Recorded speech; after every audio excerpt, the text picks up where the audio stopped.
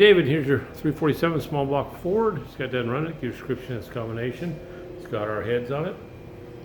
It's got the new Holley manifold, Holley throttle body, Terminator X Max, March serpentine belt set up front.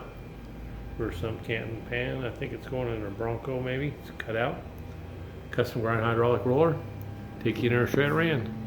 Alrighty, 3500, 392 foot-pounds of torque, peak torque 405, peak horsepower 431. So everything's good. Get her off there getting a crate, come your way, have a great day.